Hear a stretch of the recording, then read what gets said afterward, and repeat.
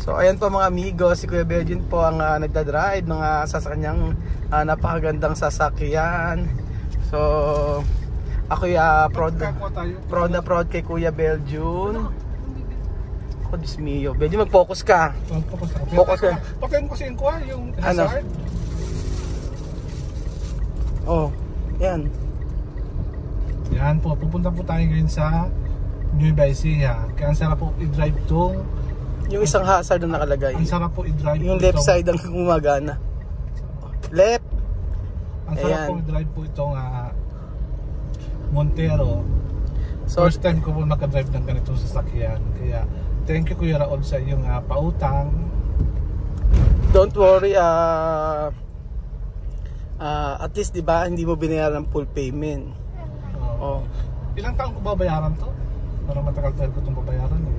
Kayang-kaya mo naman yun. At natin, ngayon mag-iipon-ipon na tayo ng pera para pambayad. Ba't ba kasi ano ba naisipan mo at bumili ka ng sasakyan? Ang sabi nila, teka lang papaliwanag ko. Sabi nila ang dead investment ang sasakyan. So si Kuya Belgium po ay nagustuhan niya bumili. Sa bagay ano naman no, anong reason ba't nga ba? Sa halip na pwede mo naman mag-invest ka ng iba, baka sasakyan yung binili mo. Kasi nga yung kasi araw-araw na pang-araw-araw natin ginagamit. Tapos siyempre gusto ko rin magkaroon ng may masasabing sa'yo. Oo. Happy ka naman sa nabili mo. Happy tayo. Happy si Kuya Belgian. Sinabili may sasakyan sa left, sa right. Nervous kasi pagka si Kuya Belgian Pag nervous ka, nervous din ako. Dapat di ka nervous para yung driver. Kaya dapat lagi kang kikibuhin kasi natatakot sa bagay kang makatulog. Kaya dapat kisasalta ka ng salita. Oo, dapat kasi siguro magmo-music ka. Ganoon. Mag-music tapos kinikwentuhan. Walang mga chismis, mga balita na nangyayari sa ating kapaligiran. Ito ba lagi pangarap mo? Ito ba pangarap mo sa sakyan? Oo, gusto ko SUV kahit Fortuner o Montero. Montero Sport, kaya medyo makwato Kahit na second hand, di ba? At least yung pangarap mo natupad mo. Hindi naman importante kung ano yung kung bago pa man siya o second hand, di ba? Ang mahalaga na achieve mo yung gusto mo sa buhay. Yes. Kaya yung goal natin, kung gusto natin maabot, mag-ipon tayo, focus lang tayo sa ating minimiti o yung ating mga pangarap para ating maabot natin yan. Di ba sa tulad ko, hindi mo akalain na magkakaroon tayo ng ganitong sasakyan. Kaya, kasi akala ko lang hanggang Wego lang ako hanggang Bios lang ang magamit ang mabibili kong sasakyan. Yung pala, makaka-Fortuner pa ako. Montero to, Belgian, na mapamali ka pa. Yan, so ako mas gusto niya yung Fortuner. Maganda ang Fortuner kasi di ba Toyota yun. Pero okay naman to Choosy ka pa, pinautang ka na nga pili pa ba tayo ng mas mahal? Alam naman ang pinautang si Belgian? Ay ng payment nga to, diba? Pinautang ng ng kasa. Magaling nga may financing din pala ang mga second hand. Ang alam ko dati pagka bumili ka ng sasakyan, pagka brand new lang, pagpa second hand pwede rin palang financing. Medyo merong mataas lang yung yung interest niya kaysa sa cash mong babayaran. Ganon. So, tingin mo kaya may drive to hanggang Bicol? Oo, kaya ko basta automatic. Pero dapat mabilis kasi nga, di ba? Ayaw kasi ano ito, ipapa-car wash mo o dapat ikaw magka-car wash? I think mas maganda ikaw mag-car wash. Kasi para ma-exercise ka din, di ba? Oo, di ba? Saan tayo dadaan? Sa kabila? Hindi, one way lang yan. Sa right side tayo. Sa right side tayo. Dito na ata pinadadaan niya. Sa right side tayo, Kuya Belgian. Okay. Dito Kuya Belgian? Dito lang. Ito sa part na to. So, mas maganda madahan-dahan lang sa pagdadrive. At least, makakarating din naman tayo sa ating paroroonan. Yes. Kasi dito. Kaya nga po. Bako-bako. Okay lang yan.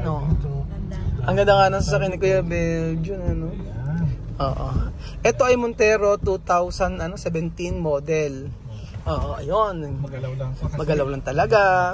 Dahan-dahan tayo. Tiyan pati yung manibela, gumagalaw. Yan mo. Kaya dapat walang tayo sa ang happy. Gaano ka ka-happy, Belgian? Yung makakatulog ka kaya mamayang gabi o tabi mo siya matulog? Parang dito ako matutulog ngayong gabi. Di ba matutulog ka mamayang gabi?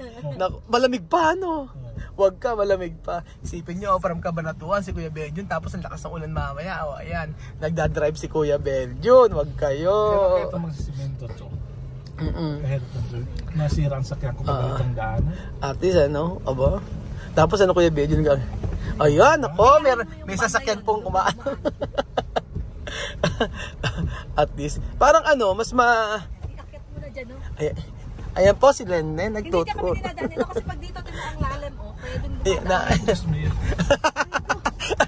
May nabugbog, meron po sasakyan na ano. Bago lang po, pero kumakaldabog. Saan tayo? So dito? O, dyan, sa gitna na yan. Dyan. Sa gitna daw, sa gitna, sabi ganun niya. Ang lalim doon. Oo. O, dahan-dahan lang.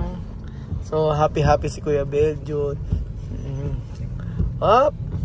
Dahan-dahan. At least nasanay ka na mag-drive, ano? Oo. Kaya lang hindi mo kayang manual, no? Hindi. Oops, dahan-dahan. Wala po yun. Manual? Hindi, yung Oo. dahan-dahan, nakita ko naman yun. Yung manual hindi mo kaya. So, pauwi na po kami ng bahay at Diyos me, Marimar.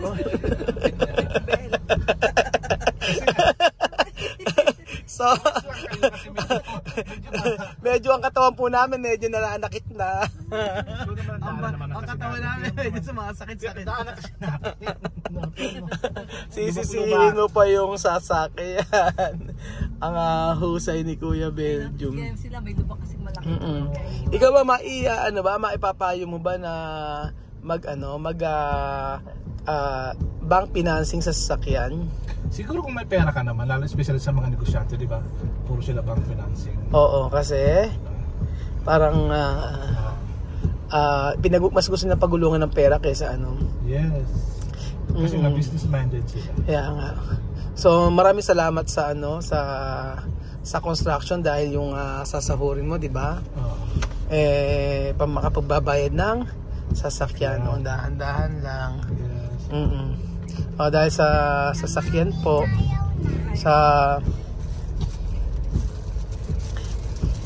pinag-ipunan ni Kuya Benjun. Actually, ang sabi ni Kuya Benjun ay may naipon na siya ng ilang buwan para po dito, para hindi siya... Talagang pangarap po talaga to. Kaya nag-ipon siya, kaya sabi ko ako ang down payment. Tapos pagkayari, yun na yung tulong ko sa kanya, and then yung monthly niya, nakapag-ipon naman na siya ng ilang buwan para hindi siya mabibitin. Para at least meron siyang meron siyang pondo. Ganoon. O, di ba? Ang saya naman na makita si Kuya Benjun na nagdadrive. Deserve mo naman kasi yan. Oo. Oo. Wiper. Oo, panahon ko hindi alam Kuya Benjun. Ayan. May tagapatay po. May tagapatay ng wiper. Focus. Ako na ba ang hazard? Ako maglilip? Ano? Sige, kwento mo yan. Kwento mo yan. Oo, ako. Pakipatay daw yung wiper, ako magpapatay. Paano kung wala si Kuya Raul? Sino magpapatay? Siyempre yung driver. Pati ikaw ganun din yan, belt. Pakipangapol. So hanggang pag uwi ng bahay, ikaw mag-drive nito, ha? Thank you so much naman po. At syempre, relax lang tayo. At kapag drive kasi relax lang. Oo nga, relax lang. Ikaw na nga nagka-drive, diba? Oo. Medyo meron kaya so itong Montero na to. Medyo ano siya, no? Medyo mabigat yung manubelo niya, no? Magaan naman siya. Ako nabibigatan ako eh. Unlike sa may Cenix. Oo, yung Cenix kasi mga amigo, pagka i-drive mong gano'n, napaka-ano niya. Oo. Kaya nga po. Tapos, yung gasolina ng nito, saan mo kukunin? Sa company. Gabi ka na. Gagamitin sa company. Actually, di ba sabi mo, nabanggit mo na pwedeng gamitin sa company kapag yung sasakyan ni Marvin ay coding, sasakyan, dahan-dahan. Ninenervous ako pag may mga sasakyan eh. Ganun talaga dong, pag Marvin ka matuto mag-drive. Ginigit-git mo Kuya Benjun. Nasa tamang kuliter o nasa tamang lane. Nasa tamang lane ka ba? Oo. Okay. Kaya pala sabi nung basher, nagpagyan pa ako niya. Ano sabi sa'yo? Hindi na ako marunong mag-drive, tapos lagi daw akong tumutulog, baka daw pag-drive ako, matulog daw ako lagi. Hindi naman, may solusyon naman tayo, di ba? Ang sabi- Kinakausap sabi nga mo- kita. Binabanas kita. Napakabait na basher. Naku, wala naman yun. Ikaw ba, hanggang ngayon nasasaktan ka pa ba? Dahil mo sasabi. Baka sa kanila. Hindi ko man sila kilala. Kaya nga, magpatuloy ka lang sa ano mo, sa ginagawa mo sa construction. Yes. O, di ba? At darating naman yung time na ikaw din naman magbe-benefits, di ba? Oo. Kagaya niyan, Sa sobrang smooth doon na pagdadrive mo, nakatulog si Kian. sa sobrang smooth ng pagdadrive mo, nakatulog po si Chuchen. Ayan. Wag kayo. Kaya nagpapasalamat ako sa iyo, Ruel, Dong, dahil sa iyong pagiging generous. Spell generous. Ako'y napahiram mo at nakamit ko yung aking mga pangarap sa buhay. Akala mo hayaan mo sila. Hayaan mo sila. Ano na? Ano niya sinasabi? Utang. Hayaan mo sila mag-aada. Ano bang utang? Ay, hindi siya makapaniwala. Ay, Hindi ako makapaniwala. Medyo hindi utang, bigay. Oo, hindi ako makakapaniwala na makakawa ko ng ganitong sasakyan. Oo. Hindi, kasi nung una, akala niya kasi nung una talaga utang. Di ba? Tapos nung sinabi mo sa kanya. Ano na?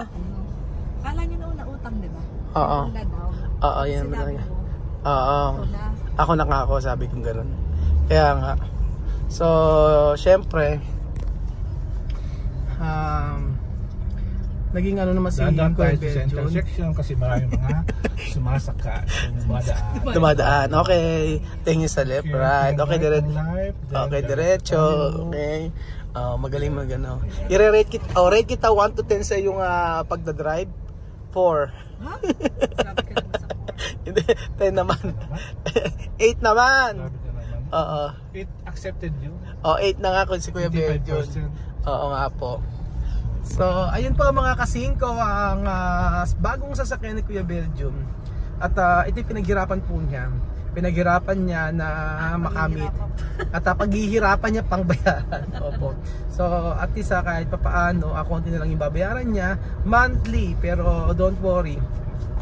Kung nakita niyo lang po kasi yung effort ni Kuya Beljon sa mga paperworks, pagka pumunta kami sa kontrata, tapos yung mga dapat pasahurin, yung mga yan, siya po nag-aasikaso. So, ayaw naman natin na tayo lang yung aangat sa buhay.